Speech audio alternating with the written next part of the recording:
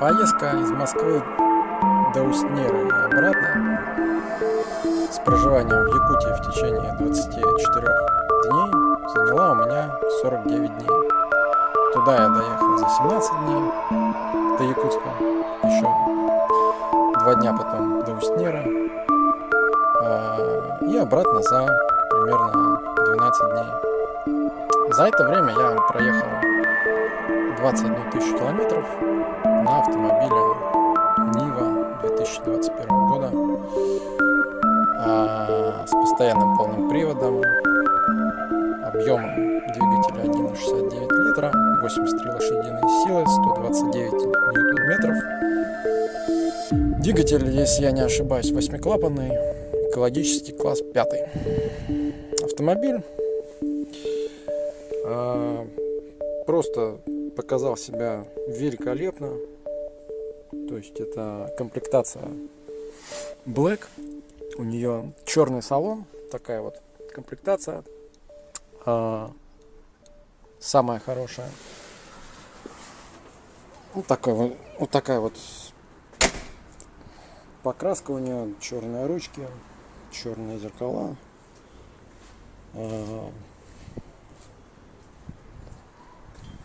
Бампера цвет кузова, черные диски, шильдик, огромные зеркала, очень удобно ехать. И, собственно, цвет, да, очень хороший цвет. Видео будет разбито на часть с дорогой и собственно, часть с путешествием по Якутии.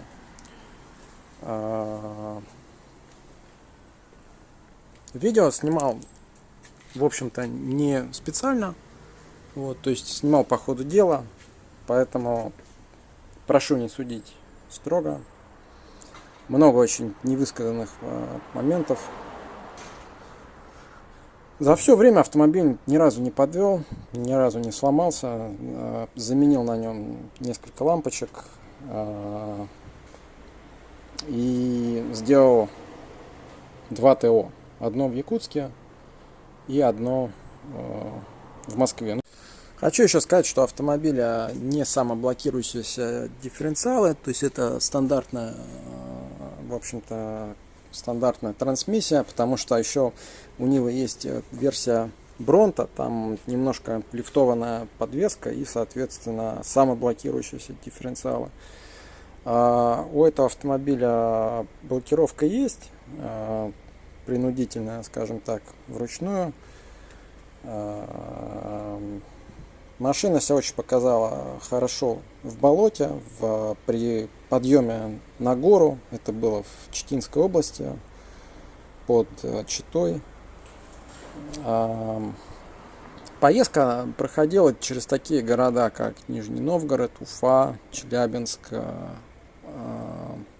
Омск, Курган, Новосибирск, Томск, Иркутск, остров Ольхон, Улан-Удэ, Чита, Тында и Якутск. Обратная дорога была практически такая же, с отличием в том, что я не заезжал на остров Ольхон и проследовал через город Кемерово, а не через Томск. Стоимость топлива составляла от 47 рублей, наверное, приблизительно так, в нескольких местах. Но это не в Москве, где-то чуть дальше, до 76 рублей в Устнере. Это максимум был за 92-й бензин. Средний расход был порядка 9 литров на 100 километров. Ну, за счет поездок по городам и в том числе поездок с понижающей передачей по различным неасфальтированным дорогам, чистый километраж до Якутска порядка 9000 километров. Соответственно, еще 1000 до Устнера. По дороге, помимо вышеперечисленных городов, я еще преодолел перевалы через Урал. Это связка от Уфы до Челябинска, там перевал Сим через одноименный город. Также серпантин в районе Улан-Удэ, Слюдянки. То есть это дорога из Иркутска в Улан-Удэ. Там серпантин порядка 250-300 километров. Очень интересный, драйвовый и красивый. Причем его интересно преодолевать абсолютно по любой погоде, как при дожде, так и ночью, и днем, и утром. Там очень красивые закаты и рассветы. В дождь там очень, соответственно, красивые туманы. Дорога очень хорошо сделана, правильный уклон соблюден, есть каналы для воды, вода хорошо отводится. Практически везде очень хорошие дороги, несмотря на большой поток фур. Также были перевалы в Якутии по дороге сразу за Стеллой. Ну, во-первых, сама Стелла при въезде в Якутию, она стоит на перевале, на хребте. Дальше был знаменитый перевал Кит, на который зимой сложно заезжать дальнобойщикам из-за поворотов и продолжительности просто подъема. Ну и несколько перевалов на трассе Колыма в Оймяконском районе между рекой Алдан и Усть-Нерой. Это знаменитый Черный прижим и еще 2 перевала. Тоже достаточно интересных, красивых, протяженных. Температура во время поездки была высокой, осадков практически не было. Шел несколько раз за все время дождь, в основном во время обратного пути. А так температура была, особенно в районе Омска, Кургана, Новосибирска, до 54 градусов на солнце показывал термометр. Причем это на холодную, то есть это не с незаведенным двигателем. Ну, соответственно, в тени там порядка 35, наверное, 36. Температура, в общем-то, переносилась достаточно легко. Можно даже сказать, что было комфортно ехать. Соответственно, при движении в районе Уральского хребта, а также за Красноярском и далее, температура снижалась.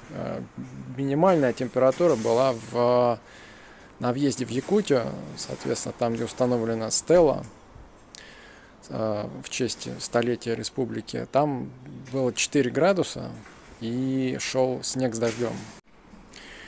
Ну, из интересных еще таких лайфхаков, да, выводов вкратце, могу сказать следующее. Во-первых, не стесняться пользоваться мойками самообслуживания. Они позволяют очень качественно отмыть автомобиль. Плюс это очень хорошая зарядка. То есть, когда вы долго сидите во время путешествия,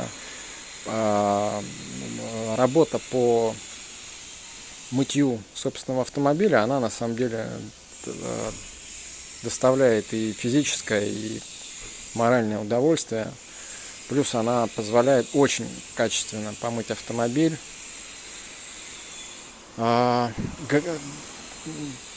Потому что так вам не отмоют его ни на какой мойке.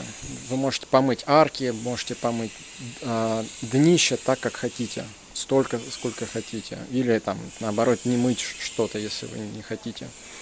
Также, если автомобиль позволяет, то ночевать на самом деле намного удобнее именно в автомобиле. Потому что пока вы переносите вещи в мотель, на это все как бы тратится время, силы. В итоге это очень отнимает время в дороге, и поездка, она искусственно удлиняется. По трассе практически все кафе, они оказались очень хорошие, там было очень вкусно. Также сейчас, в общем-то, везде хорошее обслуживание, и вы можете искать именно комплексы, где предлагают не только поесть, но и, скажем, сходить в душ, в туалет. Таким образом вы экономите время на переходы, на остановки и можете в одном месте отдохнуть, поесть, искупаться. Вы можете останавливаться там практически каждый день, в любое время, когда хотите. Большинство таких комплексов работают каждый день. Вот. Также двигаться, ну, я бы все-таки рекомендовал, наверное, днем, да, потому что по ночам вы просто не будете видеть многих красот. Вот. Хотя это тоже интересный опыт, особенно по серпантину, если ехать, да, то есть это как в этом тоже есть определенная красота и, в общем, определенная эстетика. В общем, желаю всем хорошего просмотра.